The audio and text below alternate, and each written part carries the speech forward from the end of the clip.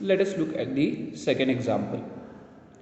In this example, the rest energy of proton is given, that is 938 million electron volts. And if the proton is traveling at half the velocity of light, the velocity of its motion is given, and they have asked us to find the kinetic energy as per classical mechanics and as per relativistic mechanics. So we have to find the classical kinetic energy as well as relativistic kinetic energy. And we know that according to classical mechanics, the formula for kinetic energy is 1/2 mv square. As per relativistic kinetic energy, it is m minus m naught into c square. Now, why have they given us the rest energy? As we know, the rest energy is equal to m naught into c square. So this m naught into c square is equal to 938 million electron volts. Now from this we can find the rest mass of that proton. So they are asking us to find out the rest mass of proton as well. So m naught will be equal to 938. Now to convert this electron volts into volts or joules, we will have to multiply this into 1.6 into 10 raised to minus 19, that is the charge of electron, and this is million electron volts, so it will be into 10 raised to 6. The whole is divided by c square, that means it is 9. C is 3 into 10 raised to 8, so it will be 9 into 10 raised to 16. Now if we solve this, we will get mass of proton, and it will be somewhere close to 1.66 into 10 raised to minus 27 kg. This will be the rest mass of proton. Now using this rest mass, we can find the relativistic mass. As we know, we are finding kinetic energy, so the formulas that we need to use for classical kinetic energy, we have to use 1/2 mv square, and for relativistic kinetic energy we have to use c square into m minus m naught. The mass, this m, is the relativistic mass, so we have to also find out the relativistic mass, and we know that m will be equal to m naught that we have found divided by root of 1 minus v square divided by c square. Now they have given us what is v. V is half the velocity of light, so let us substitute these values. We have got m naught as 1.66 into 10 raised to minus 27 divided by root of 1 minus half. 1/2 square will be 1/4. C square divided by c square, so this c square will cancel. We will get, if you solve this, 1 minus 1 by 4, we will get root of 3 by 4 in the denominator. In the numerator we have 1.66 into 10 raised to minus 27.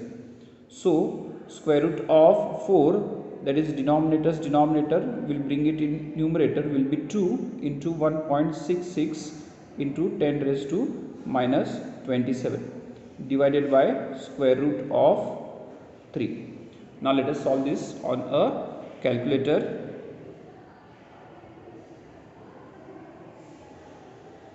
So we have 2 into 1.66, that is 3.32 divided by square root of 3, that means 1.732.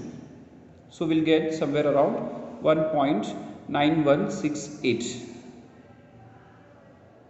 This will be 1.9168 1.68 into 10 raised to minus 27. Now this is the relativistic mass, and we can improve our answer if we had taken this more digits after 1.66. so this is approximate. Now we can easily find the classical kinetic energy, that is 1/2 mv square, where m is the relativistic mass, so we'll have 1/2 into m, that is 1.9168 into 10 raised to minus 27 into v square. Now v square means 1/4. Half the v is half the velocity of light, so 1/4 into c square. C square will be 9 into 10 raised to 16. So let us multiply this. Let us use the calculator here. We have 1.9168 into what we had. Let us check the multiplication. We have 1.9168 into 9 will get 17.25, 2517, 17.2517, 27, 10 raised to 16. This will be 10 raised to minus 11, and 4 into 2, that means we will have 8. And let us divide this now.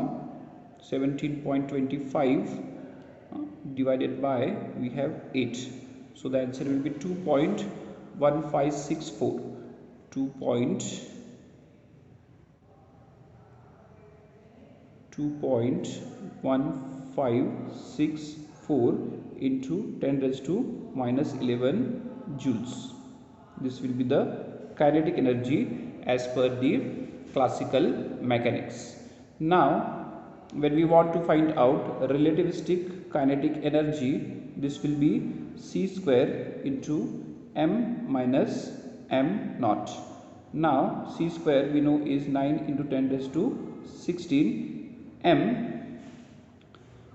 is, let me check the mass, relativistic mass, 1.9168 into 10 raised to minus 27 minus 1.66 into 10 raised to minus 27. So this 10 raised to minus 27 is common. We'll take it outside,